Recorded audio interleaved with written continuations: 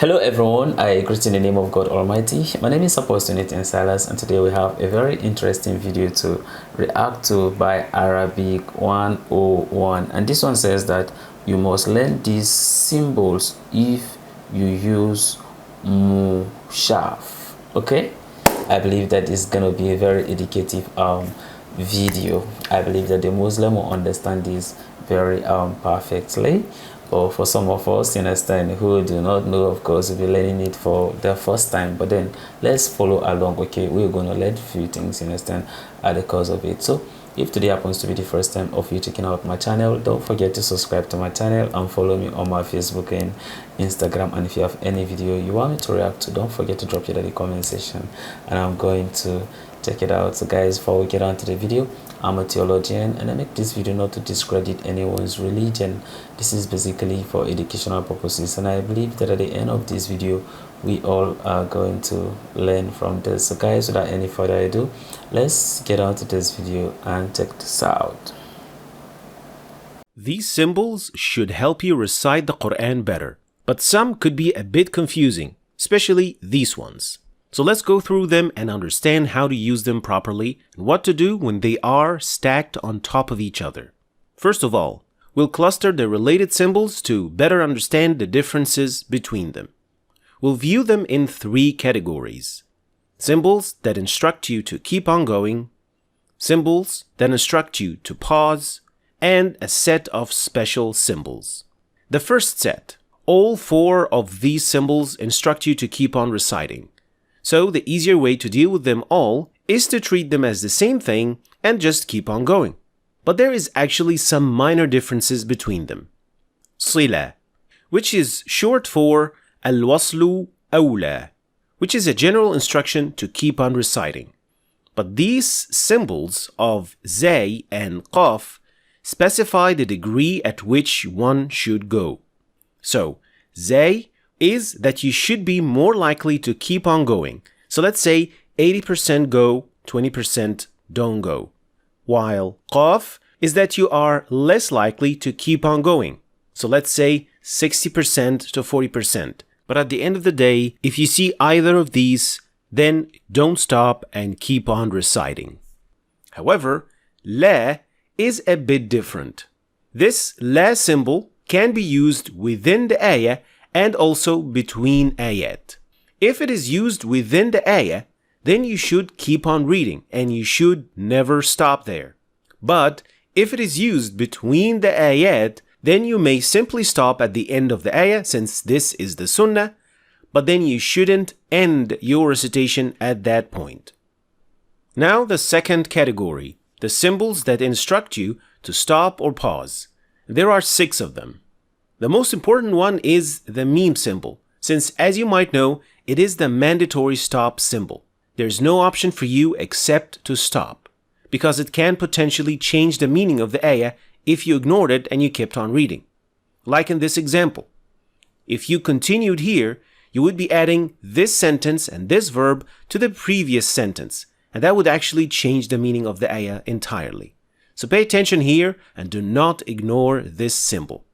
And then we have these two, qif and sal, which both instruct you to stop. Qif means to stop, and sal is a short for qad yusal, which means it is possible to continue here, but it is still better to stop at this point. So both tell you that you should pause here, but it is not a mandatory stop. In fact, you should be more ready to stop here than there. So the difference between them is only the degree at which you should stop. And these two also belong to this category, waqfa and sakta. These two are essentially the same, and they both refer to a momentary pause without taking a breath. For waqfa, the pause that you should be taking is longer than with sakta. Here is an example to highlight the difference between the two. ما لكم كيف تحكمون كلا بل ران على قلوبهم ما كانوا يكسبون. So they are both the same. You take a pause without taking a breath, and the waqfa is a little bit longer than sakta. And finally, the three dots, and it is the interconnected stop. And this is a pretty common symbol in the Urdu Mushraf, and it is used to indicate that you should stop at either, but not at both. And then we have the symbol of Jim, which is kind of a neutral symbol that should go between the symbols that instruct you to go and the symbols that instruct you to stop. It refers to waqfun jaiz. So it indicates a possibility to stop if you want to stop, but it also indicates the possibility to keep on going if you want to keep on reading. And now, finally, the set of special symbols. Let's start with ta. This symbol indicates the ending of a sentence. So it is an indication for grammar, basically. But it also means that there is something else related that needs to be told afterwards. So you should not finish your recitation here, since there is some related information that will be told afterwards. So in this example here, the first sentence ends at the word as-salwa. But the information that comes afterwards is related to what was mentioned before. And there is the ending of another sentence. But what comes after is still related to what has been told in this ayah. So you may pause at these symbols, but you should not end your recitation there, since the meaning is yet to be completed at the end of the ayah. And sometimes it also comes on top of the ayah, which means that you should keep on reciting to complete the meaning and reach the point when the message is conveyed. The next symbol is sad, and this is an abbreviation for the word rukhsa, which means a license or permission. And this symbol is usually found in longer ayat, and it indicates that you may only stop or pause if you have to take a breath. But if you don't have to, you should really keep on reading. So it is not the best spot to stop unless you really have to take a breath and take a break. So in this longer ayah here, you have this spot which indicates that you can take a breath here. But it would be better if you stopped here. The meaning would be better if it is all connected. Next is the symbol of ayn, which refers to the word ruku'a. So it is more relevant if you are in prayer. And it indicates that this is a good spot to end your recitation and go to ruku'.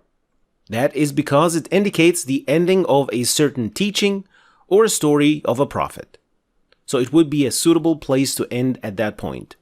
That's why shorter surahs end with this symbol, since you'll typically not split a short surah if you are in prayer and just go to ruku' after finishing it. If you are outside prayer, then it would also be a good spot to end your recitation if you were planning to discontinue. Otherwise, you can just ignore it and keep on reciting if that was your plan. Finally, this symbol. And this symbol, when it comes between words in the ayah, it indicates a difference in qira'ah, which indicates that according to a different qira'ah, there is an ayah in that spot. That is why you will find it in Surah Al-Fatiha, which is the most famous example for this symbol. As many of you already know, in other qira'at, there is an ayah in that spot. More specifically, the riwayah of Warsh an Nafi', there is an ayah right here, and it is ayah number 6. So stopping here is not ideal according to the riwayah of Hafs, but if you did stop here, it is not prohibited. Here is another example for another ayah. So here it is better to keep on reciting since you are reciting according to Hafs and Asim, but know that this spot is an ayah according to a different riwayah or qira'ah. Finally, when you see different symbols stacked on top of each other, what would that mean? Well, first, it means that there are multiple ways to read this ayah, and this is a result of different opinions on the interpretation and what the best way is to read this ayah. This is the second ayah of Surah Al-Baqarah, and as you can see, there are two sets of symbols. We have the three dots, so it means that we can stop at either here or there, but not both. However, it is better to keep on going in that spot and stop in that spot, since we have the sila symbol here. And read it like that. ذلك الكتاب لا ريب فيه هدى للمتقين. But the existence of jim here indicates that it is still permissible to stop here and not there, and read it like that. ذلك الكتاب لا ريب فيه هدى للمتقين. So it gives you an idea of the possibilities to read the ayah and what the ruling is for stopping and going for each spot, just by using symbols. And here's the example that we just looked at. Here, you shouldn't stop and you should actually keep on reading, since there is the la symbol. However, this spot is an ayah elsewhere, so stopping here is not bad either, but it is not the best choice.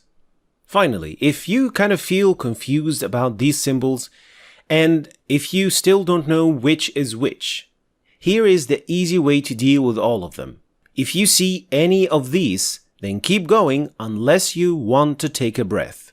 But if you see any of these, then stop and take a breath. And if you see symbols stacked on top of each other, then follow the one on top. And always make sure to stop at the meme symbol, and to always end your recitation at the end of an ayah, unless it ends with a la symbol. Thanks for watching. If you want to start reading and understanding the Quran in Arabic, then you should start your journey right here. And don't forget to check out my latest book, which goes perfectly with this. This is a very interesting video. I know that for the Muslim, I think that it will really help them, you understand, when they are actually reciting the Quran, or should I say some of them already know, but at least I have watched this video, and at least when I see that symbol that have, like, should I say, a diamond 3 dots, I know that this one means that you should stop, right?